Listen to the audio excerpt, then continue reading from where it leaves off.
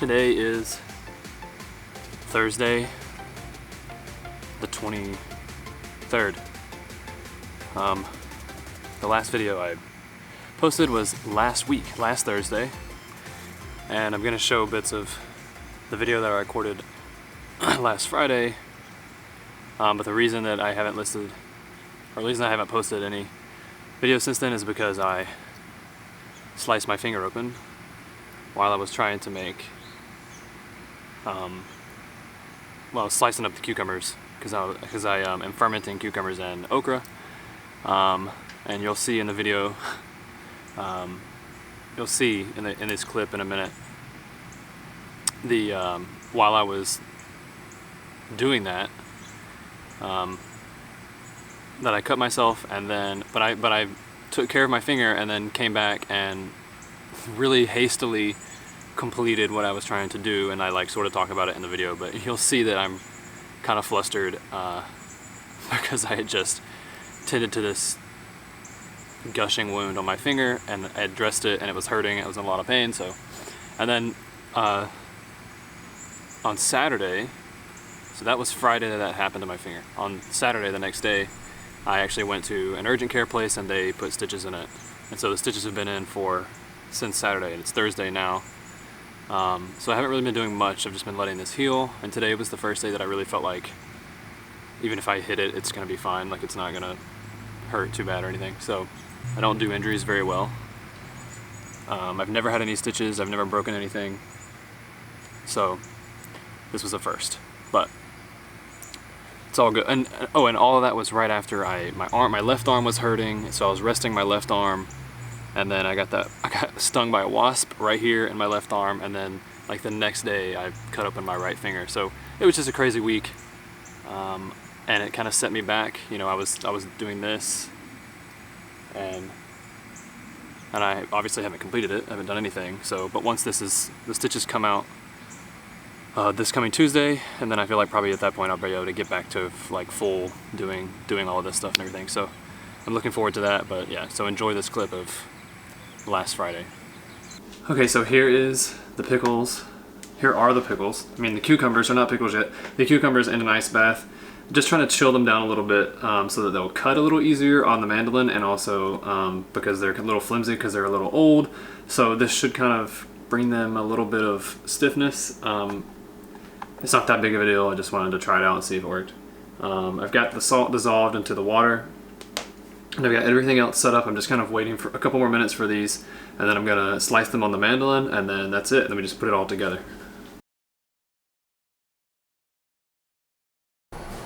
Well, I just made a foolish mistake.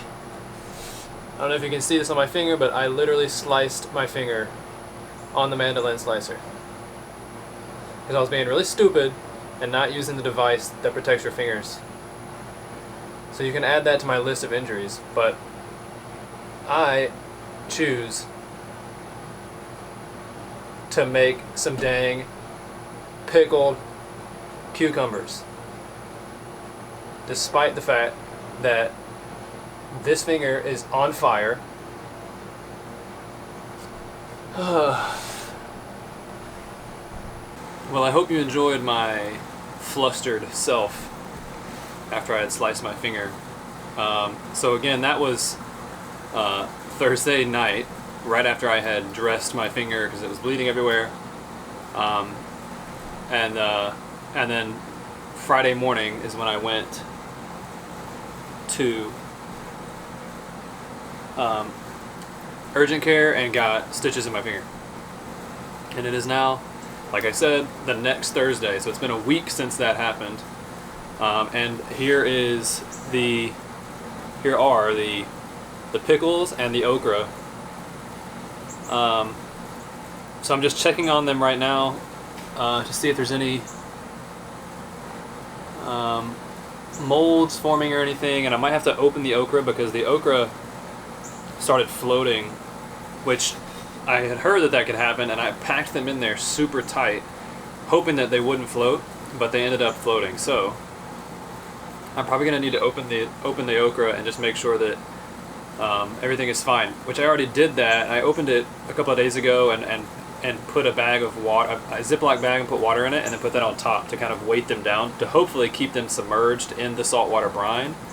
The pickles are completely submerged. I put a rock in a bag and put them down, so they're completely submerged, and they look like they're doing fine. So like I said, it's been a week, which I think at this point I probably could technically go ahead and taste the pickles and see if I like them. I actually might need to go ahead and put these in the refrigerator or something, because they're probably pretty much done. I mean, they'll keep fermenting over time, but all the bad bacteria is probably gone by now. Oh, I can't even open it. It's so tight. Which is a good thing.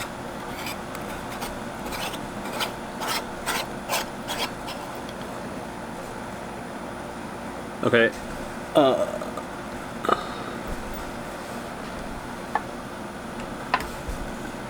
It looks like everything is submerged. I think I might see some mold.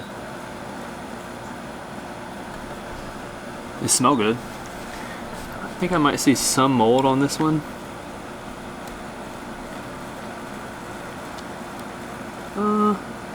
Maybe not. I don't think it's mold.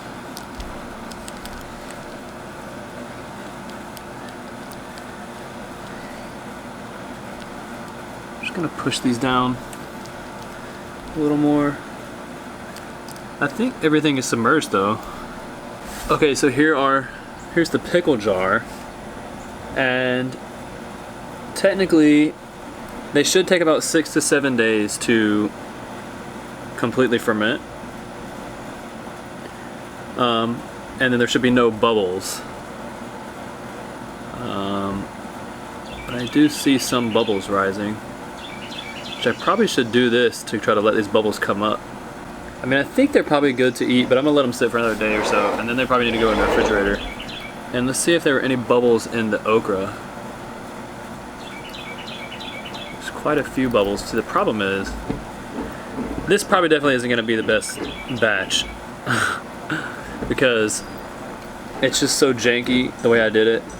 I'm gonna wait for tomorrow. I'm gonna probably taste that okra and those pickles, and then if they're done, then I can just take out the weights that's weighing them down and put them back in, put the original cap back on, and then just put it in the refrigerator, and they're done. But like I said, I'm not sure how that okra is gonna go, but other than that, since I haven't been able to do much this week, what I've been sort of doing was I contacted like 6 or 7 more tree removal services in my area. One of them has gotten back to me. The others I'm waiting to hear from, because I'm still trying to secure some wood chips, which I feel confident that eventually I will get some. It's just, you know, kind of being at their mercy, because it's like whenever it's convenient for them is when they can bring it. So I'm waiting on that still. I got all of my seeds that I ordered are in. So now I'm sort of organizing and in my brain organizing how I want to plant some of that stuff, because we still have, like, here in Alabama, we still have like another close to 100 days left before the first frost.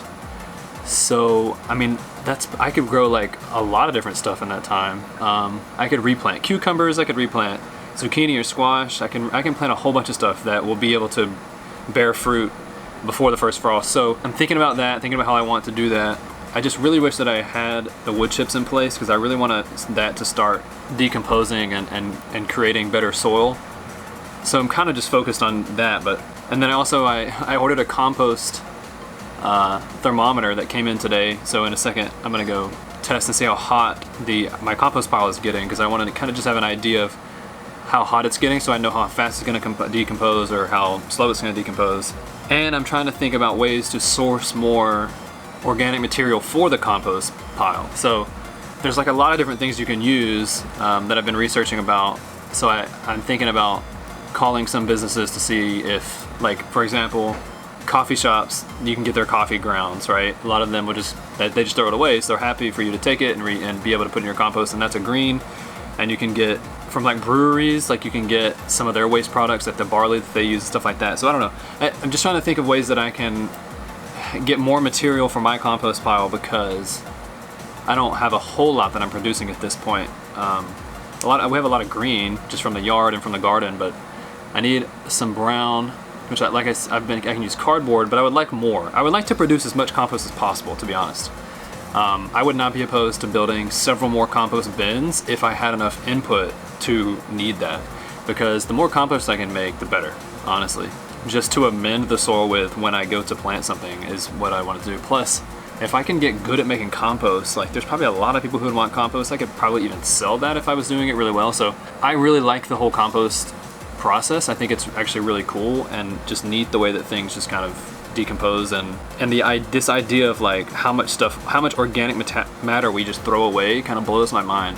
Now that I'm like really thinking about it and thinking about composting, yeah, it's just kind of crazy how much stuff we throw away that could be composted and turned into, you know, life-bearing minerals and vitamins and all sorts of good stuff that could be used to just then grow food. It's really crazy.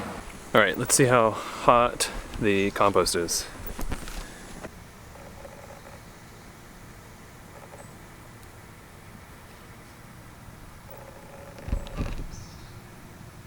So that was at like 110, I think, and then now I've moved it just a little bit. I'm just seeing if it's the same in all parts and all areas, and I've moved it, now it's even hotter.